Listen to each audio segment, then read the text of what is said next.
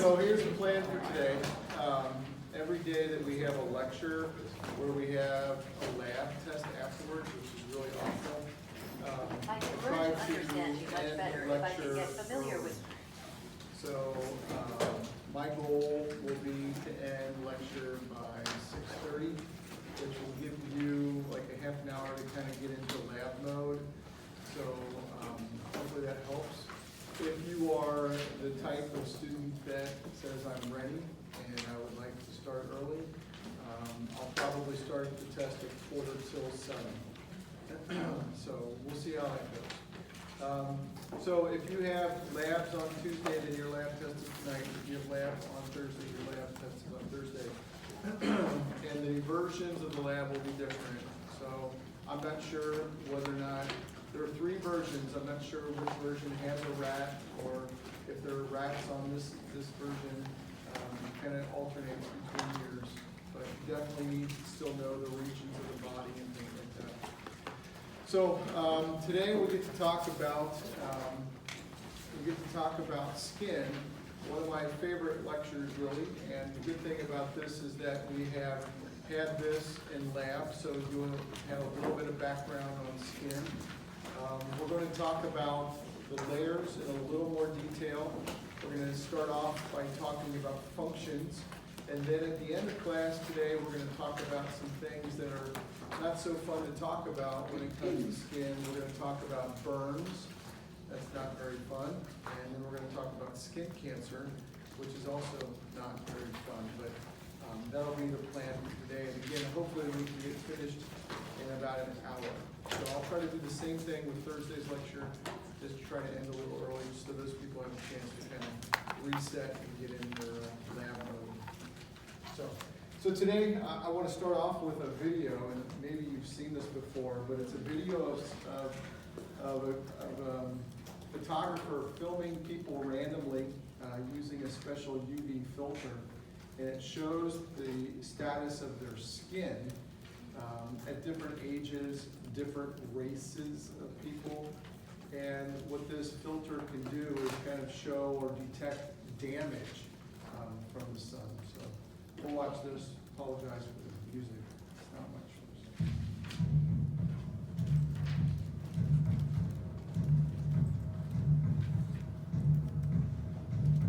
I won't live up to any expectations.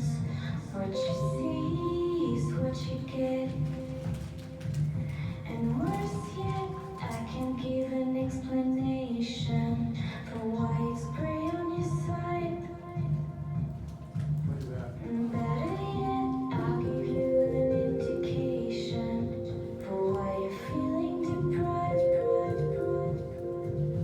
We'll never let lack of an imagination keep us locked up inside, even when the sun has died.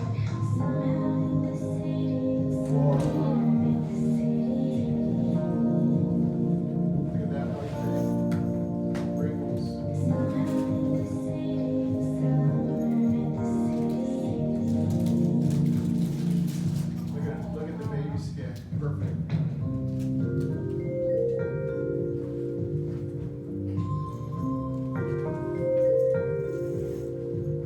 We'll never let lack of imagination keep us locked up inside, even when the sun is down. Watch this. Glass blocks UV. Somehow in the city, Look what the result is. It's sunscreen. Look at this. You'll never forget this, I hope. But,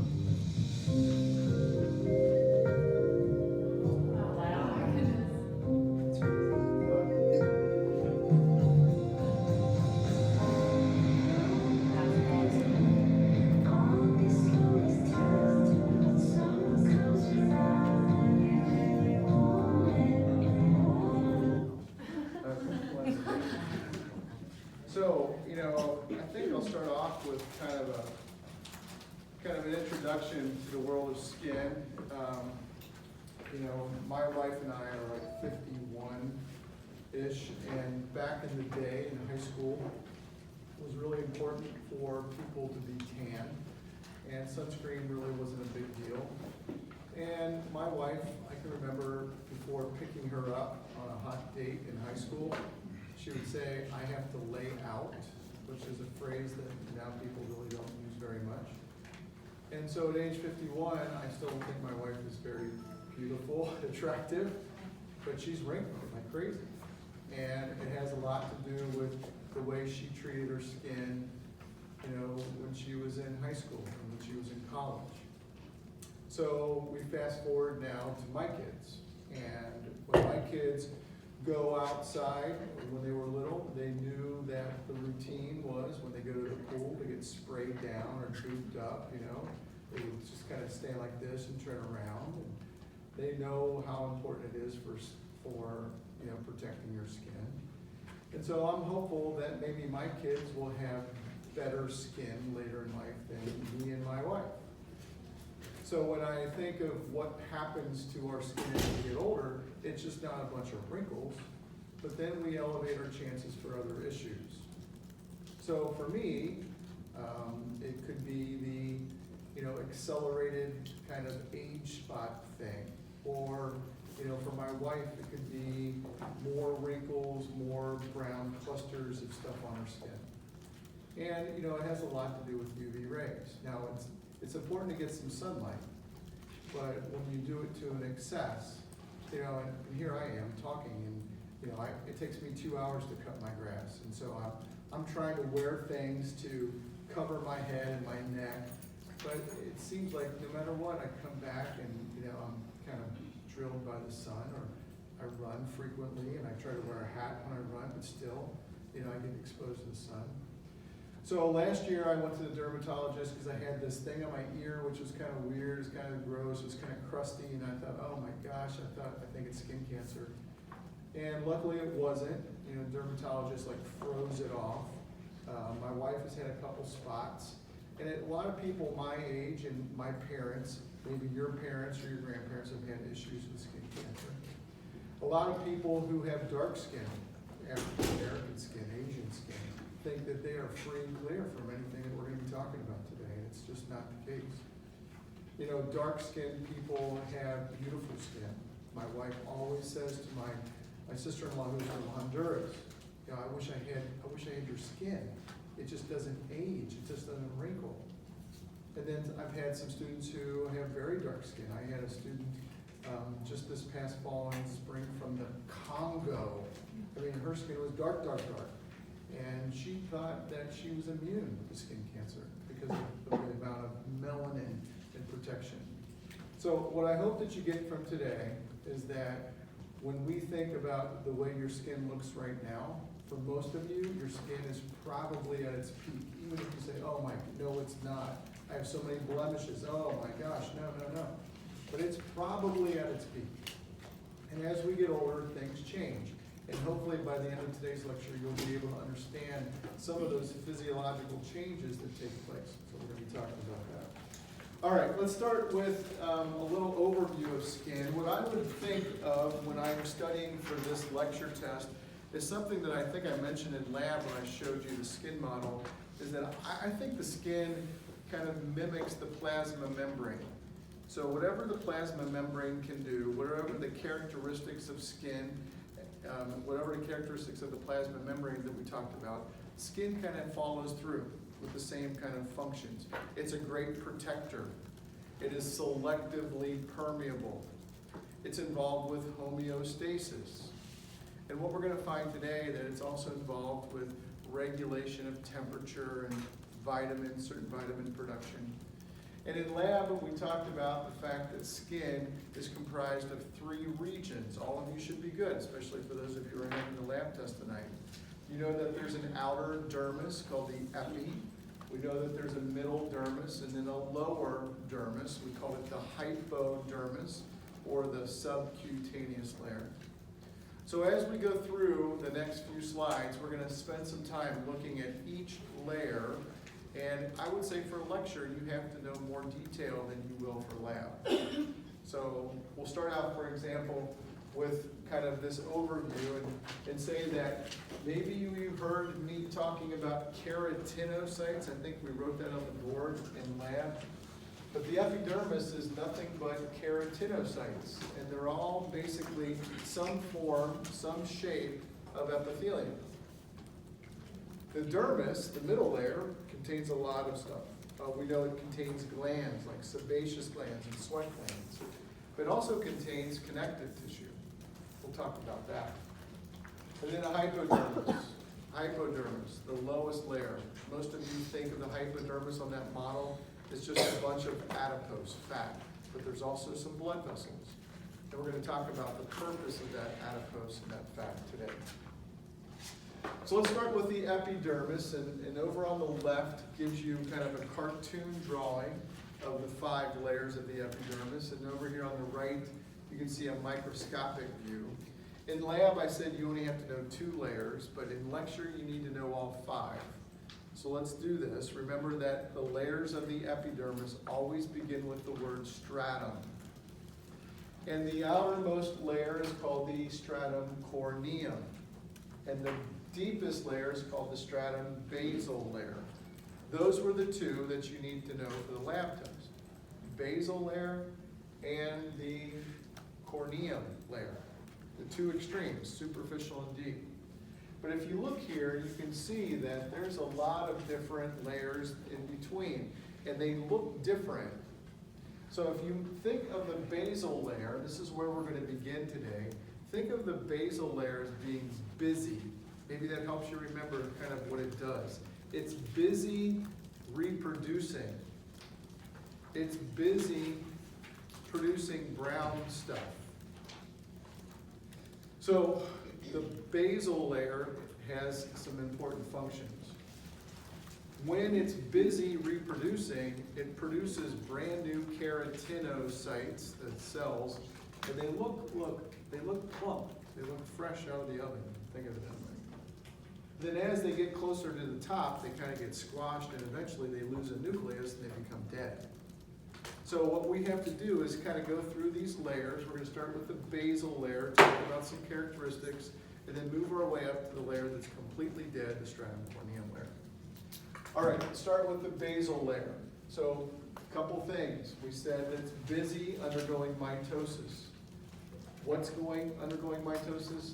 Keratinocytes, the cells of the epidermis. There's also sites or cells that produce melanin, and we call those melanocytes. The pigment that melanocytes produce is the brown pigment called melanin. We'll talk about that.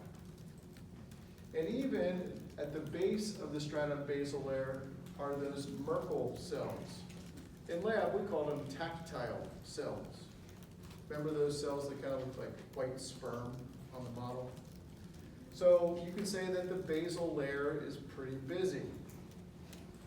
Basal layer has a lot of activity, whether it's producing other cells or if it's producing a brown pigment.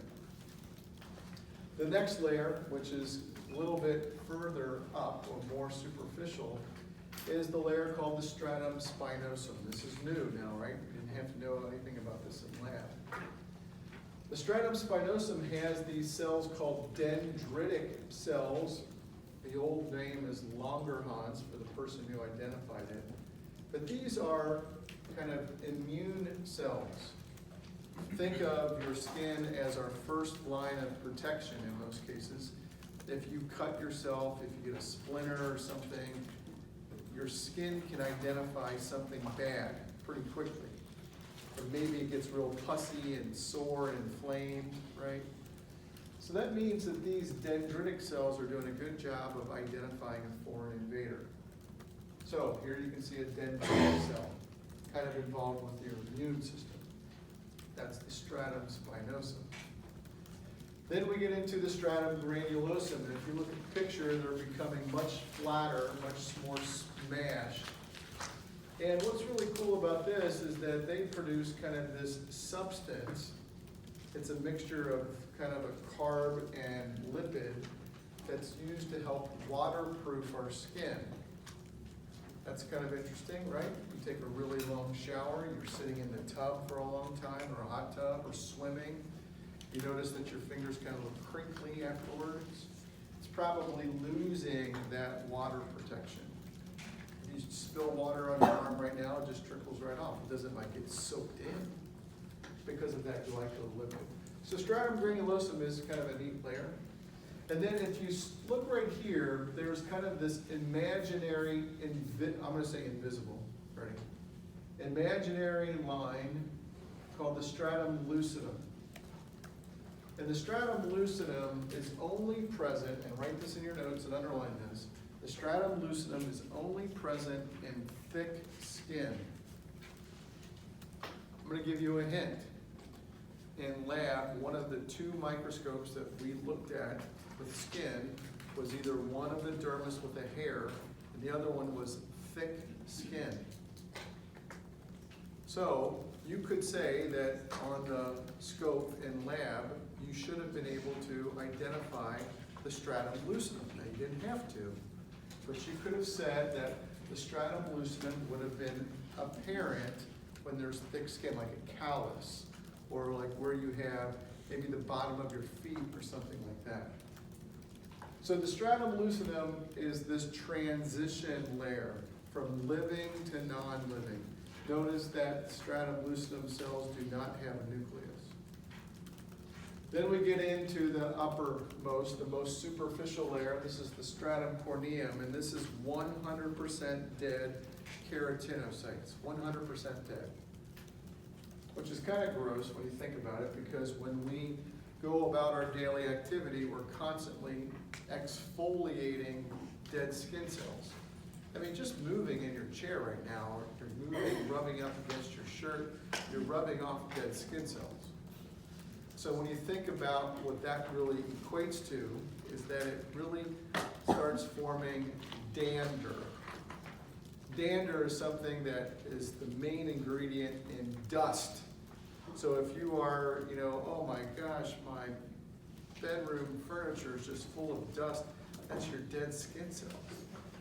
And then for some of you, you allow your pets to live in your house. That means you'd have more I can't even talk about that. That's so disgusting, right? So you have all of that dander, and some people are even allergic to pet dander or pet stratum corneum. Okay, so we have dead stratum corneum, always flaking off, but the good news is that it's being replaced by the stratum basal layer, right? Frequent mitosis. Stratum corneum is something that might accumulate specifically on days in January when the air is dry. Maybe you notice that you have dandruff, right? That's more of the stratum corneum, more dander. How fast is the cycle, like from? It's continual. It's continual. So it's all the time. Yeah. All right. So take a look at these. These are not bed bugs. These are dust mites, which is something that loves to be anywhere where there's human dander. So the hot spot would be your bed pillows and your bed sheets. You can't see them. Listen, you can't see them, but they're always there. This is like a symbiotic relationship. They love it when you come to bed out, when you're finished with the shower and you're kind of wet or your hair's still wet. Listen, they love warmth. They love movement. So if you have like a bad dream, your hair's wet, oh man, they're feasting. I told my wife this once, and she took off all our sheets and our pillowcases, and she like zapped them in the dryer like 3 times in a row. I said, they're still going to be there. You know? So dust mites, take advantage of the stratum corneum. Let's take a look at the dermis, the middle layer. We know from lab that the dermis is busy with hair and glands and stuff like that. But here you can see something that we didn't really talk about, so put a star by this, is that the dermis contains connective tissue fibers, collagen, and elastin, 2 things that we talked about last lecture. Reticular fibers, fibroblasts, these are all cells of connective tissue. So when you think of what gives our skin strength right now, you young people, it's collagen.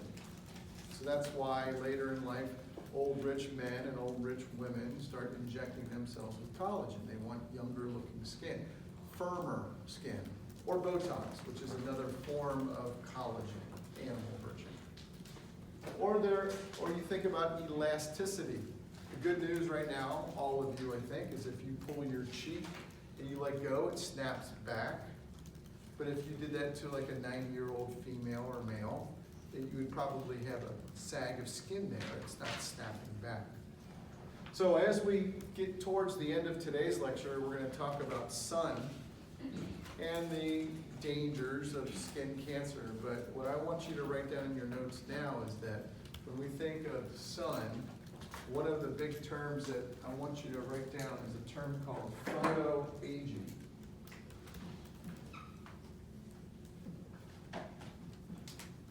Photoaging. This means that you accelerate your skin in terms of aging by exposing yourself to sunlight. You would never find like a supermodel on a beach, male or female. Last thing that they want to do is look older or faster. What about artificial like tanning beds? Oh, that's even, yeah, just as bad. Holy cow. Yeah. Those tanning beds, oh my gosh. I can't even believe those are legal. So photoaging means that you're breaking down collagen and elastin prematurely. You're wrinkling prematurely. I'll never forget in high school, as I told you, it was important for people to look tan. I can remember when I went on spring break, you know, me and the guys would try to go and lay on the beach as long as possible. We'd get fried. Oh, we were so dumb. But, you know, our 15 or 20 year anniversary, we went and it was amazing how people had changed, especially the redheads, you know, because they don't tan, but they sure tried to. You know, they had this beet red face all the time. It was mainly freckles. And the people who had red hair and they were trying to look tan in high school, when we were like our 30s and we went to our high school reunion, they looked 50 or older. I mean, it was noticeable. I was watching with my wife, so don't give me any weird looks. I was watching beach sand volleyball on Sunday. I don't know why I was. I don't know why I was. And there was this girl who had red hair, and my wife and I said, "Oh my gosh, you know, look at her skin. It was just bright red, you know? You would think that they would wear long sleeves or something. But her skin is gonna look prematurely older because of this photoaging process. So we'll get into the sun and kind of things that are related to sun and skin a little bit later, but I want you to remember that UV light, sunlight, can break down these connective tissue fibers. And that's the definition of wrinkling or sagging or aging. When we look at the region where the dermis and the epidermis kind of meet, you might have seen on the model, if you took a picture of the model, that it was kind of wavy or bumpy, and that's what creates fingerprints, which is kind of cool. And you can see that the dermis has a couple of layers, and I don't think that that's important really for this test. But I do want you to know that it's made of connective tissue. So here you can see that the connective tissue fibers, you can probably identify them whether or not they're dense or loose. And it's these that provide them with, you know, the physical strength. And breaking these down makes sense that the skin becomes less strong or less elastic. The hypodermis is that bottom layer, and again, we talked about it as being mainly fat and blood vessels. But you can see that the main functions is that it's a storage tank for fat. So when we overdo it on whatever we're eating, it tends to accumulate fat in that region.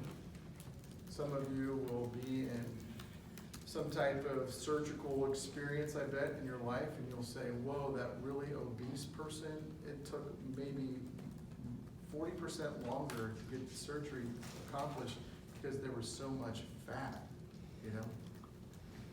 But the good news about fat in this area of the skin is that it provides a lot of protection.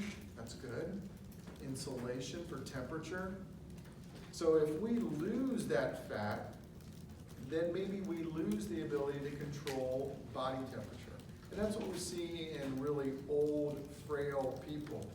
You know, there's not much to them. They're really skinny, frail people having a harder time maybe kind of maintaining body temperature. Or think about the bedridden person who is constantly kind of sitting or laying down on the bed, same regions, the butt cheek, right, back of their heel, the back of their elbow, maybe their shoulder blade. Those areas can kind of wear away because they are constantly putting pressure on that region of their skin. And if they don't have enough insulation or thickness there, it could wear away the skin and it can be very problematic. Big deal with bedridden people are these bed sores or bed ulcers. Another thing that I hope you remember from the hypodermis is that in addition to adipose, it's very vascular, so we take advantage of that with needles and injections, like our TB test is that little 4-prick. It's a subcutaneous injection, doesn't go very deep. Also, something from the hypodermis and the fat component that a lot of us probably don't realize is that the hypodermis is kind of tasty. Sorry, vegetarians. I mean, when you think about this, and don't nod or smile because that's disgusting. You like eating that junk. But if I'm looking at this right now, my mouth is starting to squirt spit. I'm ready to eat it right now. Like, yes, please. Please. Yes, yes, yes, please. Please now, please. So why does skin of the chicken taste really good? Because it has adipose. What is adipose? It's a long-term storage of glucose. So it tastes kind of sweet. Ah. Maybe some of you cook in the wintertime or the fall, and maybe you make some good vegetable beef soup. You with me? You might even use a beef bone or something to start your cooking. And why? Because there's a lot of fat. Because it tastes good. So skin tastes yummy for some people, not all of us. So I'm sorry, vegetarians. We'll move on. This is always kind of an interesting component for me, and that is skin color. On the left-hand side, you can see a chunk of skin that has a very busy basal layer, and you can see that there's a lot of melanin. So we would say that this person probably has darker skin. Over here, we can see that there's some melanocytes, but they're not very concentrated, so we would say this is probably lighter skin. We can all see the stratum corneum flaking off, so that's easy. But when we think of color of skin, there's different components or different kind of things that play a role. One is the amount of melanin. And that has to do with genetics. So your skin color, and if you look up and down this row, everybody in this row has a different skin color. It has everything to do with genetics, like how much did you inherit from your mom and dad. So that's pretty neat. So genetics plays a role. There's another pigment called carotene. Carotene, like the word carrot, is a yellowish color or orangish color. And you only find this, again, in thick skin. Or you find this in a high abundance in people of Asian descent.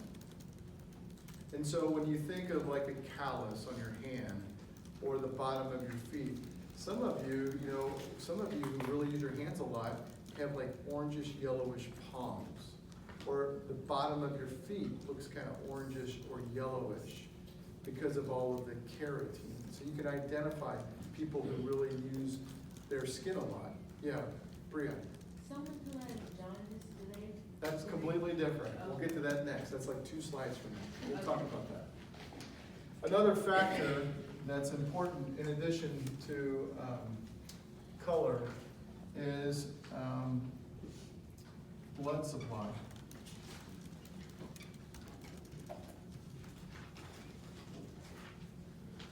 So there's a pigment called hemoglobin, And when we know that wherever there's a lot of blood in an area of skin, it's gonna make that part of your skin darker. Probably best example would be your lips. So your lips are darker than most parts of your face because there's more superficial blood vessels. Which always makes me wonder, you know, like when some women get ready to go out on a hot date, they load up on the red lipstick, right? So they're saying, hey, baby, these are very vascular. Come and kiss them. I don't know what they say. Don't they say that? Yeah, Rox. So people who are, sorry, Don't say albino. yes, Okay, I'll get there too. okay. Bria and Rox, you're really good. Okay, so those are some of the characteristics.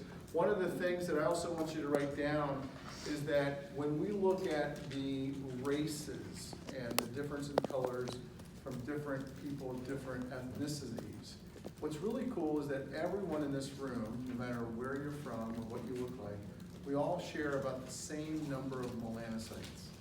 That stays consistent.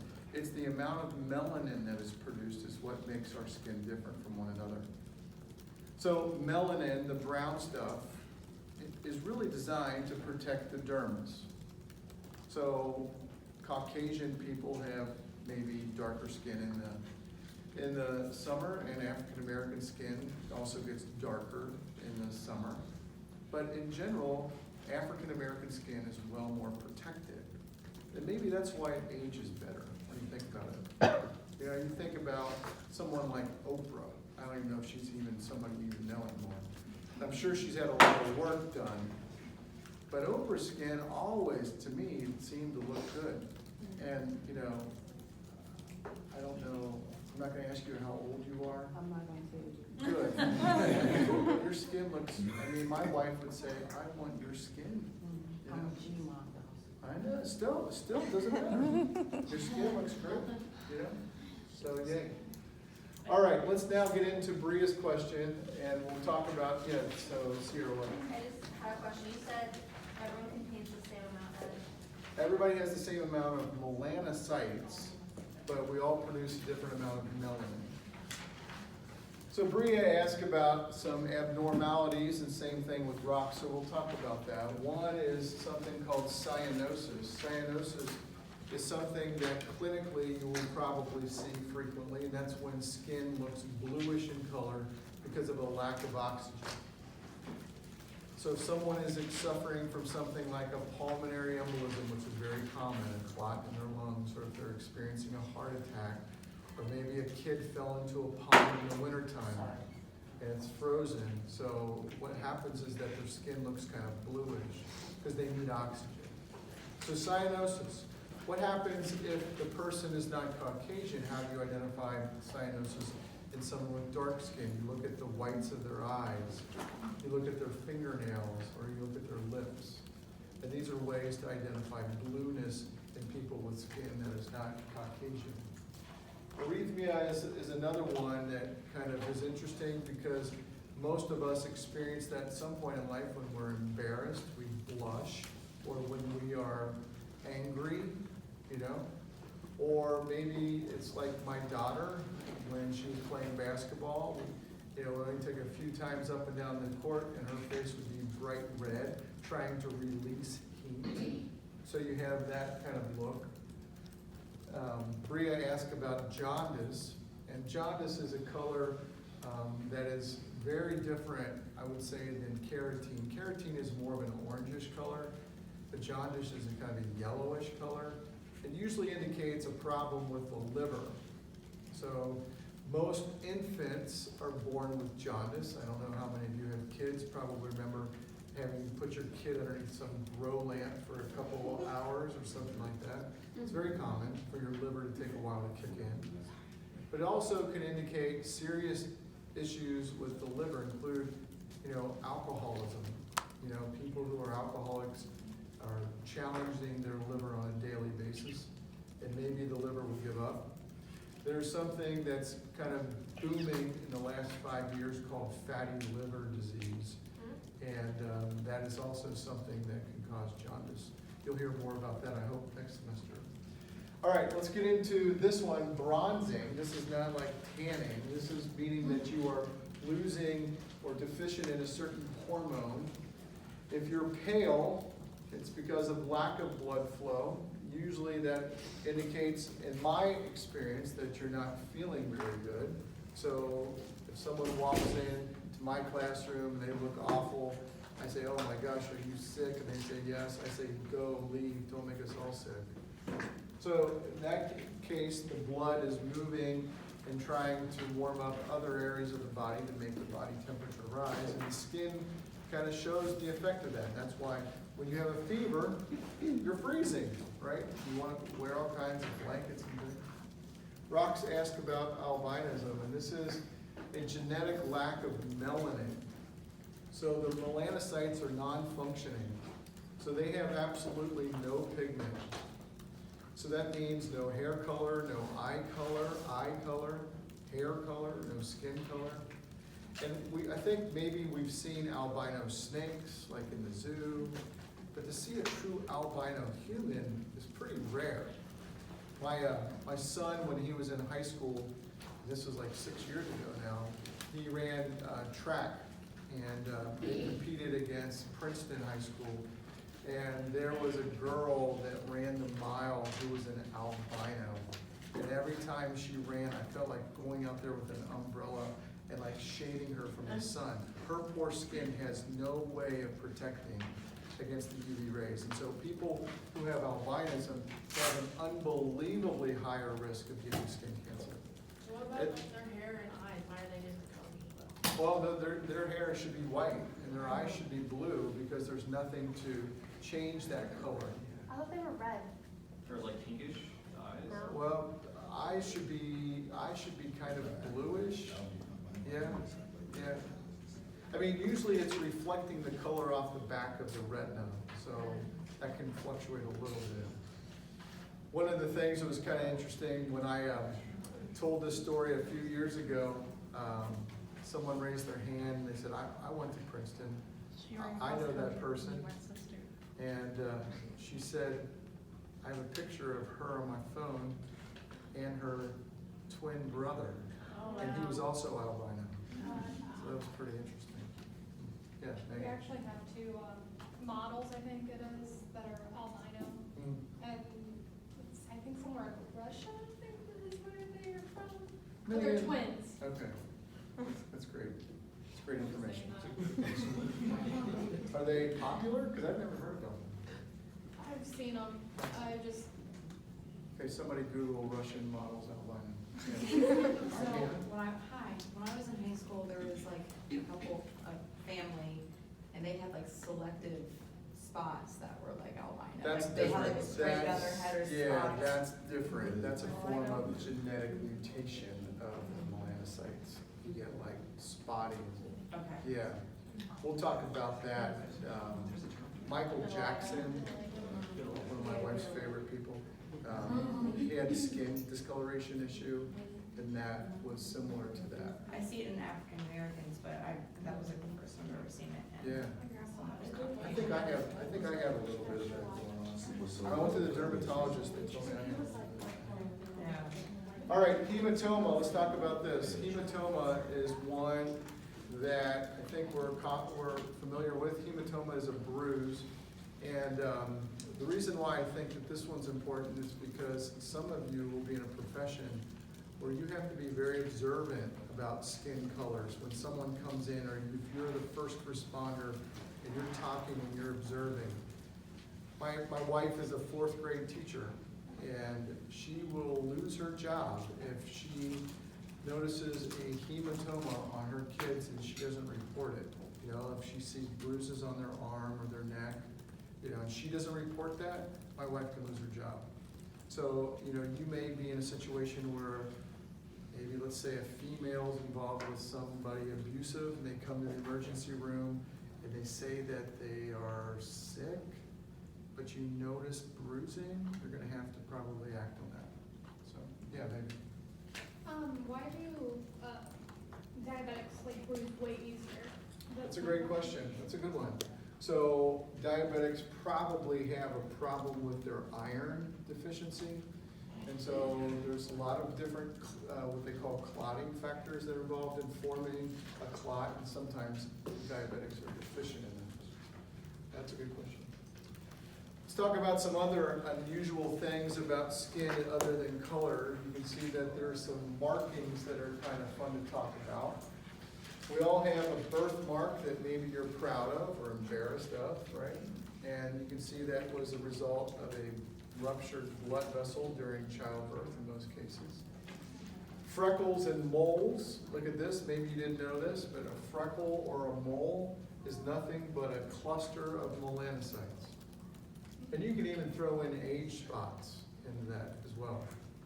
So when you think of, let's fast forward to the last slide of today's lecture. We're going to be talking about skin cancer called melanoma. Stay with me.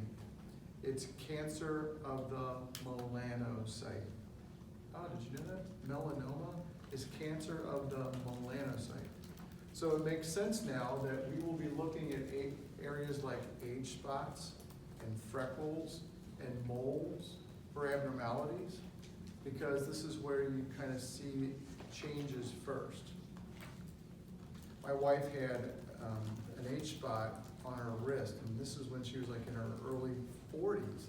And it was so bad, I would tell her to like put a Band-Aid on it if we went out. It was so disgusting. So she had it zapped or lasered off or something. And again, it wasn't cancer or anything, but it was just a cluster of melanocytes. Yeah. What's the difference between a mole and like the skin tag? Oh, that's a good question. So a skin tag is more superficial, and a mole is deep within the basal layer. So I would say that a skin tag is probably the product of maybe the granulosum and not the basal layer. Yeah. Is there Rob, like go ahead, Jocelyn. is there like a genetic component to like freckles? Because I know like Irish people have like a lot more freckles and like. Well, I think that it's the red hair, light complexion, but usually lightly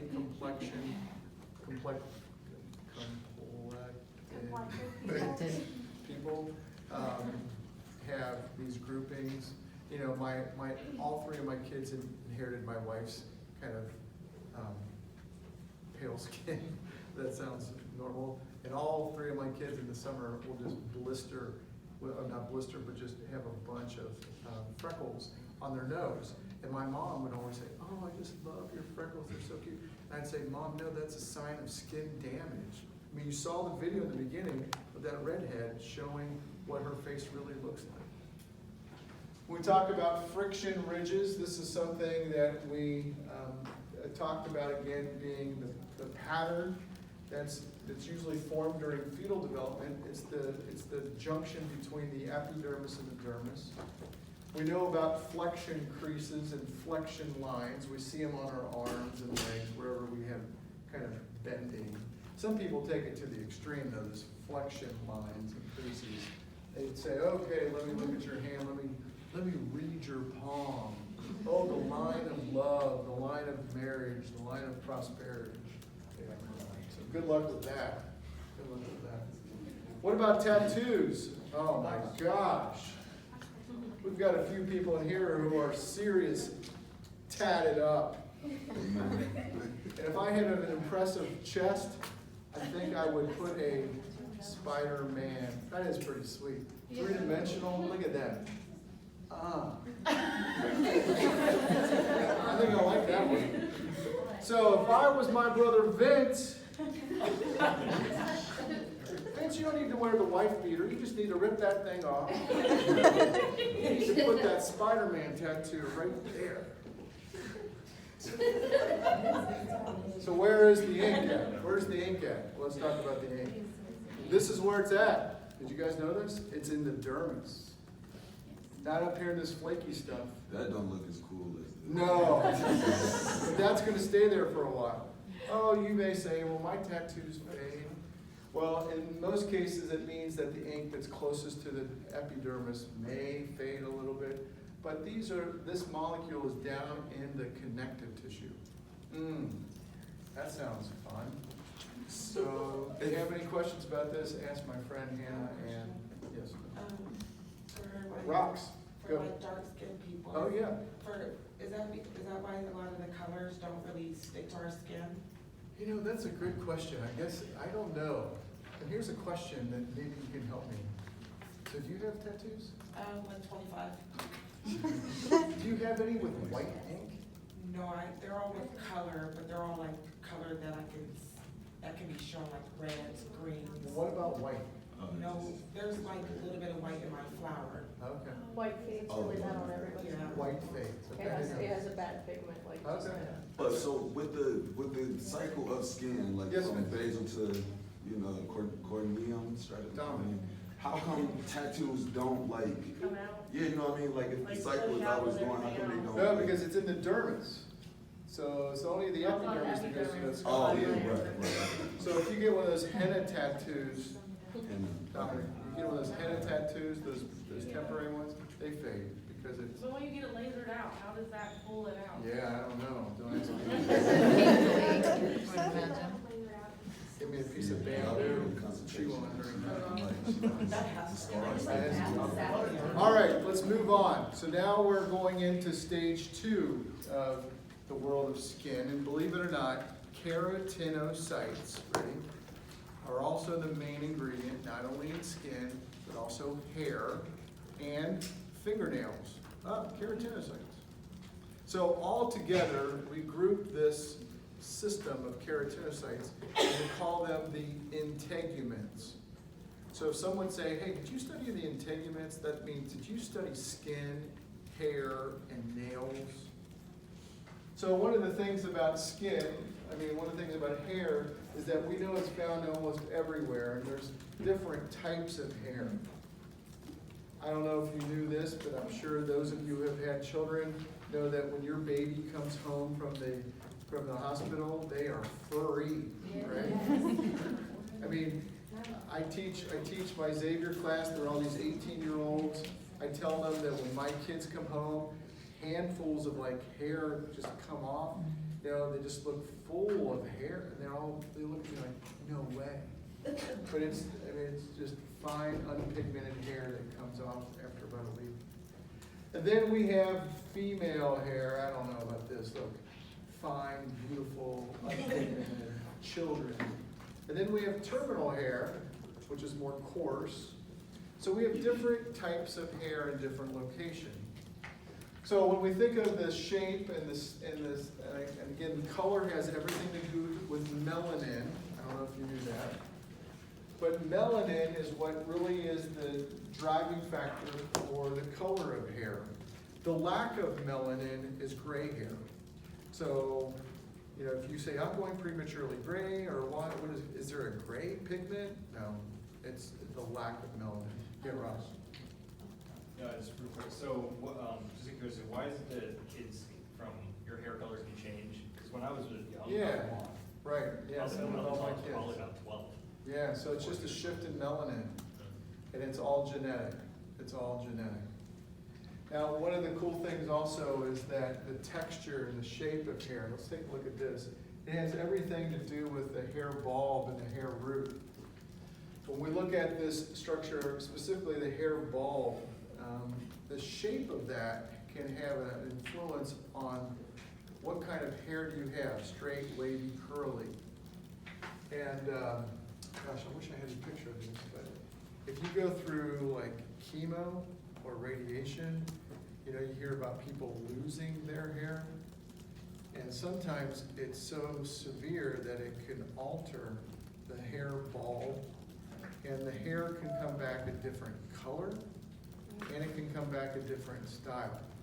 So my son, when he was having his proton therapy on his brain, he just got zapped right here, like a little triangle, like a little rectangle. And so he was hopeful that he wouldn't lose his hair, but it fell off. So then he just shaved his head. Thank God it grew back, but it's like 2 degrees darker than all of his other hair. And he's a guy, he doesn't care. But it's kind of interesting, right? His hair is a different color just in that spot. Dave. I've been acquainted with 2 different people who just randomly in their lives, their hair doesn't go gray, but it goes like silver, flashy silver. All throughout the whole thing? Yeah, Or just my patches? house, Like instantaneously? Not instantaneously, but they were perfectly fine, and then it started, and now all their hair is just silver. Not gray, silver. I have no idea. Yeah, that's a good question, dude. I'm not sure, they're young. One was, the other guy was older, but he said it happened when he was young. Huh. Just- he woke Yeah, up one day premature and saw gray, streaks. you know, it just, that's something that, you know, I'm sure there's some genetic explanation for that, but I don't know. Yeah, My question was for the keratin. keratin? Yeah. So is it used to strengthen your hair follicle because? I don't Yes, really that's know- great, that's a good question. So, everything that you see up through about this part is considered living, and what you see outside the hair is really non-living. Okay, So, the strength of your hair is from the base, and that's all the keratinocytes. okay. Yeah. So here's the hair bulb. Yeah, we're not gonna focus too much on hair, but you can see that when we look at some of the partners of hair, we have, not only do we have receptors, but we have glands, which we talked about in lab, right? We said sebaceous glands. And we have this muscle, we call it the erector pili or piloerector muscle. It's that smooth muscle that you remember on the model that provides goosebumps. And the purpose of goosebumps really is to increase surface area. So that's supposed to help us warm up, but hard to explain why we get goosebumps when we get motivated or when we, watch a scary movie or something like that. But in general, it's supposed to increase surface area. Let's talk about fingernails, yeah. What about like balding? How does that cells just stop or? Yeah, that's a great question. There's something that's related to cell death. It's pretty complicated. I'll talk to you after class. That was my same kind of question, like, is that the same thing that happens with alopecia? Is that just as- Alopecia, no, that is the genetic So mutation. that's not totally different? Yeah. Okay, Okay, so let's talk about fingernails briefly. You don't have to know any parts of the fingernails. In fact, let's just make this life as easy as possible. For the next lecture test, this is the only word or structure on this whole slide that you need to know. So circle the nail matrix. Whenever you see the word matrix, it usually means it's the site of cell growth and division. So take a look at this diagram. You can see in this square or in this bracket, you can see the nail matrix. This is where all the mitosis is taking place. And it's nothing but condensed, not like hair, definitely not like skin, but condensed keratinocytes. So this part of the fingernail is no longer considered really living, but here it is. And this makes sense, right?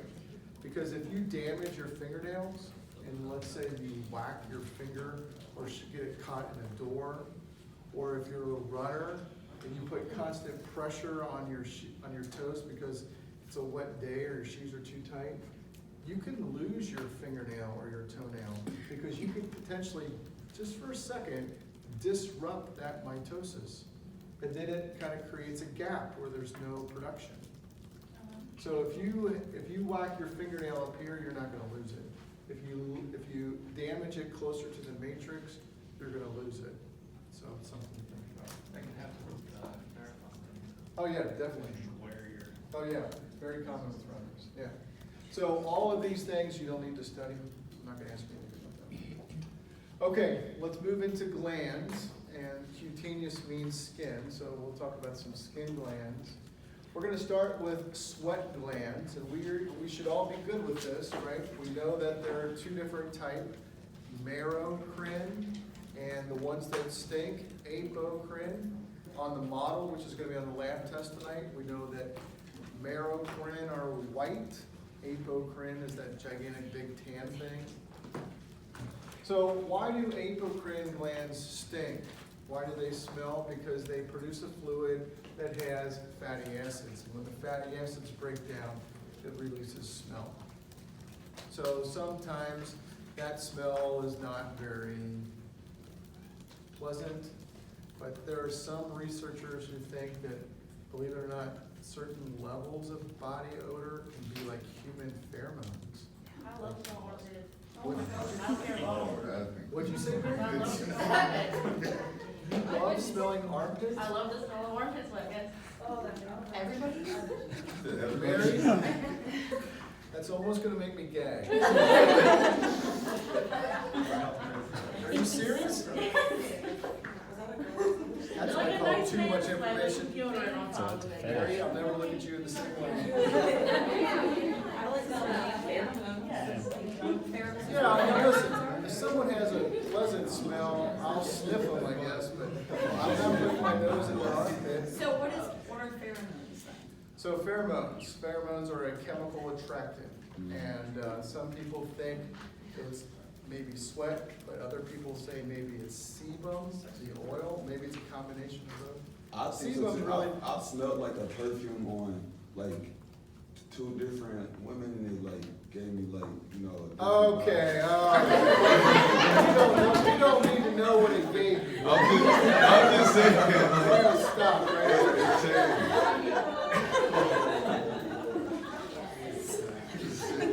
I smelled 2 women and one of them gave a stop. Bromhydrosis, let's underline that word. Bromhydrosis. You could say this is body odor produced by bacterial action. In other words, bromhydrosis is a fancy name for BO. My wife, poor thing, she used to teach 6th graders. 6th graders coming in from recess. You think they're using deodorant in 6th grade? No. My wife would have to buy deodorant. All right. Hyperhidrosis. Like, Hyperhidrosis, like that would be me. I have it on my hands, my feet only. Why is, look at my hands. Okay, so Why? that's a lot of Why is it It's a flaw. I don't know, but I'm with you. If we shake hands, we'll just slip and slide. Listen, it doesn't, you know, you see me probably sweating in here. I mean, I am definitely a big sweater. Let's talk about sweat glands. And when we look at, so sweat glands in terms of shape, we describe them as being white and tan on the model, but they really do look like cuboidal epithelium. So you may recognize that from some of your pictures. The other gland that we need to talk about is the sebaceous gland, and I believe these are gray in the model, and they produce the oil called sebum. There's some things about sebum that I want you to write down. Sebum is not only considered the oil or lubricant of our skin, as I mentioned, also it could be considered the pheromone of our skin. There was a neat study done with breastfeeding babies and moms, and they said, can I just put any baby up to a mom who's breastfeeding, and the baby's, you know, very young age can still identify which mom is theirs by what? Some type of pheromone, and there's a lot of sebaceous glands in the breast, so they think that that kind of helps supports that. So sebum, it's a lubricant, it's an oil. One of the things that is not true is that sebum causes acne. Some people think that, oh, like during puberty, my face was so oily. No. Sebum provides the environment for bacteria to grow, causing acne, but it doesn't cause acne. So maybe you have overactive sebaceous glands, and in fact, when you go to Walgreens or Walmart, you say, I have oily skin, I have dry skin, I have combination, right? It's really asking you what level of sebaceous gland production do you have. All right, couple more slides, then we'll get into some danger things. Ceruminous glands are ones that are only found in the ear, and I think that this is pretty cool. We don't like to talk about earwax, but when you think about what it does, you have to say, oh, then now that's cool. Look, it waterproofs, that's good, so we can go swimming, stay in the shower a long time. But you ever wonder why insects in general, I know some of you are going to say, I saw this TV show, but insects in general do not want to crawl into our ear because of the bitterness of earwax. Because that would be an unbelievable hot spot, especially if you have long hair. To crawl up into that cave, oh my gosh, that would be like a perfect place to lay eggs. Okay. In general, mites and pests and roaches don't like it. Okay, 3 more slides and then we're gonna get out of here and start thinking about the lab. Let me tell you a story about me, like, hopefully you're starting to get that I like to tell a few stories. I don't know if you would look at me and you would say, now that's a guy who likes to blow things up, but I am. So 4th of July is like one of the biggest holidays at our house. In fact, our kids like it better than Christmas.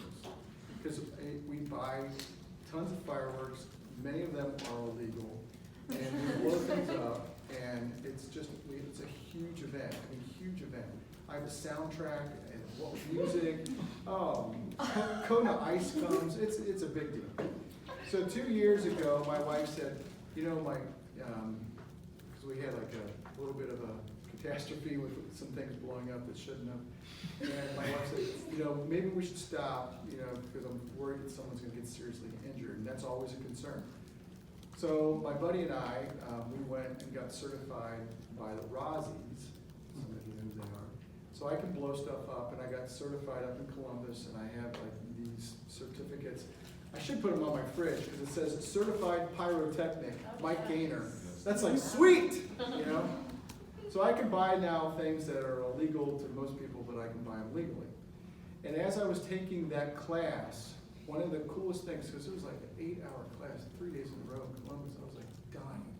But I perked up when they started talking about anatomy, because they started talking about how to treat burns from fireworks.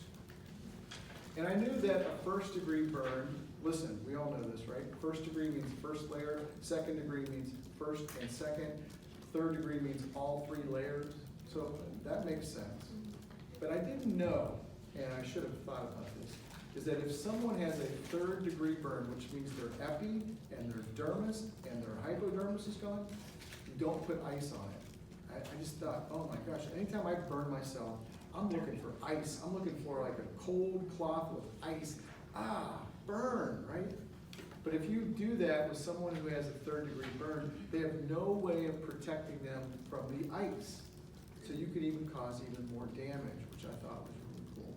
Like, Yeah. so why is it, I don't know if this is in a household, but butter is actually. Oh, that's kind of like that's kind of like a soothing thing, but it does not do anything. Okay. Yeah, yeah, Okay, now I can tell my grandma. yeah. It may feel good temporarily. Yeah. So here you can see some different forms of burns. 1st degree is only the epi. 2nd degree usually involves some type of blistering. Whenever you disrupt the dermis from the epidermis, you have some type of blistering. That includes wearing very tight shoes, right? You can create a blister. Using a screwdriver and you're not used to using hand tools, you can create a blister. There's friction between those 2 layers. But if you get down to something like that, I mean, that's like Mary telling me she likes to smell people's armpits. I can't go there. Yeah. All right, we're going to end on something even less fun to talk about, and that is skin cancer.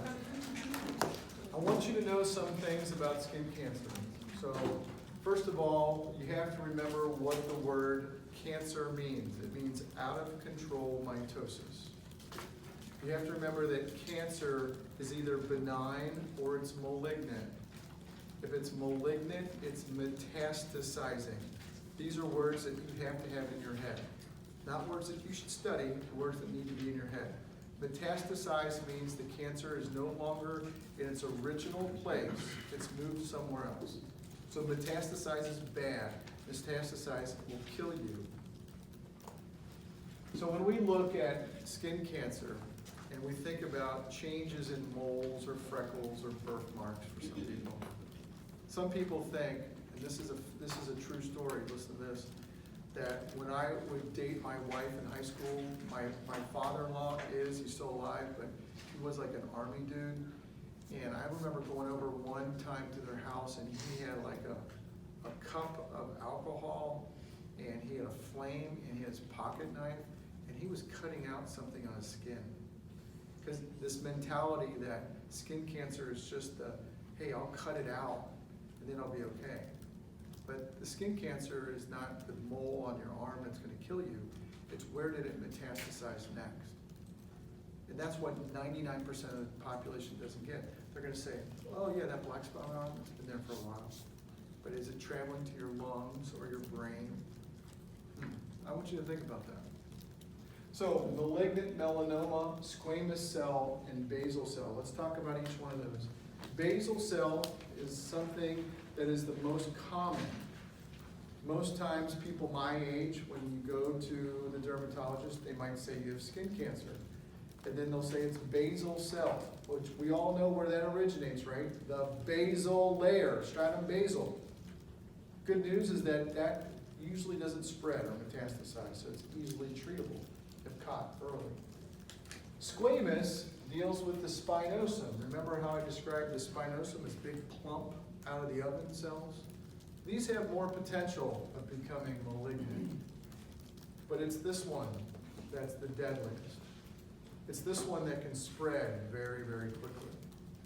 So what I want you to do, this will be your homework for tonight. Let's make it for this weekend. Let's make it a weekend thing. I want you to write down the A, B, C, D, and E's of mole identification. This will 1,000,000% be on the lecture test. 1,000,000%. So when you identify a mole, I want you to be able to say, that one looks okay, or this one needs to be checked out. And don't make the mistake of saying, oh, I've had that one forever. Oh no, that's a birthmark. Don't do that.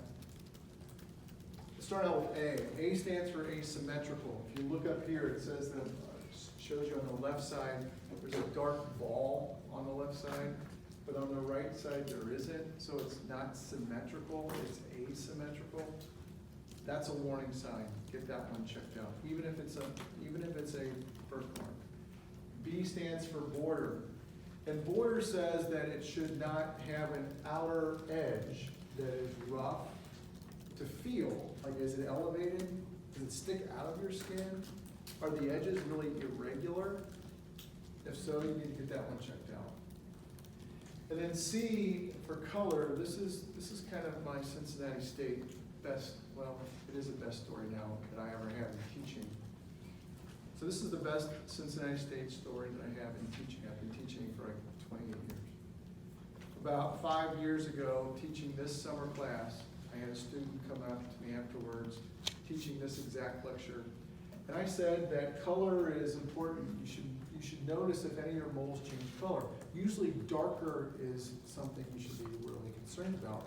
But I said, and I'm gonna say it right now, listen, that moles can be strange colors, like the color of the flag, red, white, and blue. Like, people kind of laugh, like, yeah, right. After that class, the student came up to me and she said, Mike, I have this mole in my arm, and it was white, and I've never seen a white mole in my life. And I said, I always say this, I'm not a doctor, but I'd get that thing checked out. And she did, and she had malignant melanoma. She had to drop out of class. She had to have chemo and radiation. She had to take a year off of school. But then the following year, she came back and took my 152, and she graduated with her nursing degree. And every about 6 months, I get a text from her, still, and she was doing great. So I'm not saying, yo, Mike saved her life. I'm saying, no, I'm not saying that. I'm saying everybody should be aware of the moles on their body and the person that they call family or friend. You know, I tell all my students, you know, if I see something on your neck or on your arm in lab while I'm helping you with the microscope, I might do something politically incorrect. And I might say, yo, Taj, man, that thing on your arm, you gotta get that thing checked out. Because I've learned, right? D stands for diameter. It shouldn't be any bigger than a pencil eraser. So if any of these things are something that you have on your body, and if you're like my wife, kind of moly, especially her back, she can't see the moles on her back, then you may have to help them out. When I went to a dermatologist, you know, last year for my ear, after they looked at my ear, you know what he did? He said, stand up, and I was just standing there in my underwear. And he started going like this, like looking like in between my fingers. He was going like this, and I don't have much hair, but he was going like this, And then he was grabbing my feet, and that's where I draw the line, right? I don't like anyone touching my feet. But he was going like this to my toes, He was looking in between and the bottom of my feet. I mean, it was a thorough mole investigation. How many times have you done that on your body? I would say maybe never. Like, maybe it's a guy thing, but when is the last time you looked at the bottom of your feet? I will say never. You know, some of you females are like looking at your feet all the time, I think. But maybe that's sexist. Maybe I shouldn't have said that. But I've never looked at the bottom of my feet. So I have a video I want to show. Oh, and by the way, E stands for evolution. Are they changing? So maybe you've seen this, maybe you have, but it's one of my favorite videos. We're going to end with this. So let's watch this. It's called Dear 16-Year-Old Me. Dear 16-year-old me. Dear 16-year-old me, Dear 16-year-old me, please don't get that perm. It's not as awesome as you think it's gonna be. You have to actually practice in order to learn to play guitar. whiskey tastes even worse on the way up. Dear 16-year-old me, there's going to be a new set of Star Wars movies. Don't watch them. They ruin everything. Dear 16-year-old me, this is where they took the cancer out.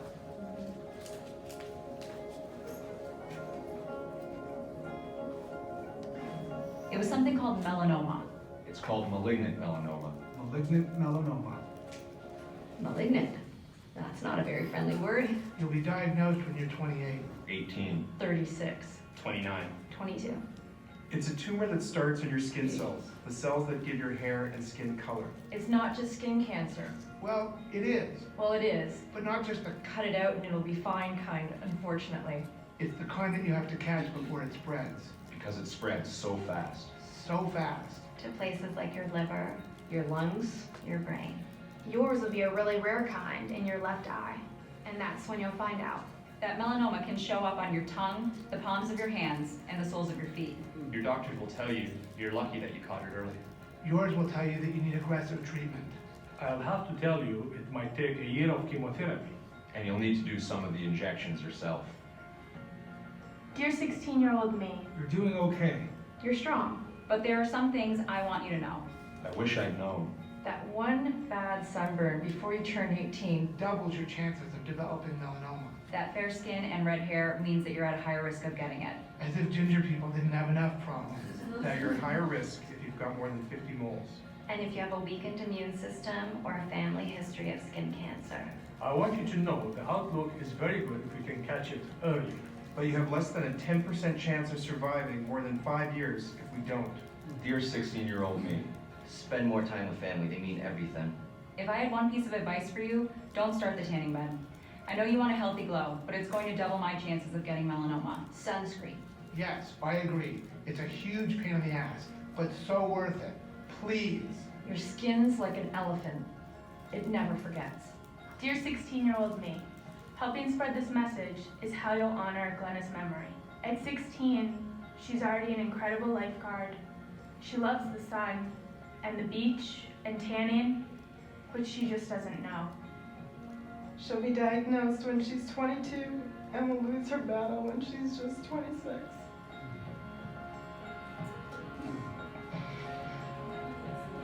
I want you to know, because it's melanoma that's going to take the strongest man you know, your best friend, and the love of your life.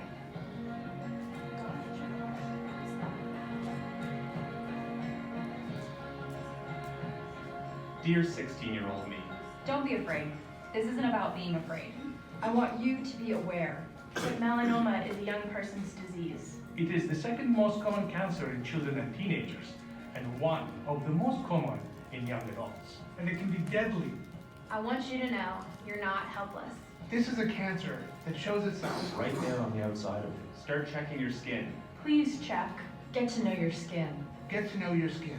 Start checking your skin. If a new mole shows up, Or if when you have, starts to change color, or size, or shape, or feels different. If something seems out of place, get your doctor to have a look as soon as possible. So, here's your challenge. This is perfect for a hot date. Right? Say, hey baby, it's time for a mole removal. So you are either going to examine your body or someone you know, but you're going to look for moles. I mean, that's something that you should be willing to do. At least do it to yourself as much as possible. One other thing that we'll take off is notice that they didn't have any African American or dark skinned people. Don't let that fool you, right? It can still happen to the crux and real. What about with like keloids, Say again? what about with keloids, like if they change shape or anything like that? Same thing, same thing. Okay, hey, listen, I said I'd give you some time, so look, everybody. We're gonna start the lab test at 10 after 7. So that gives you 25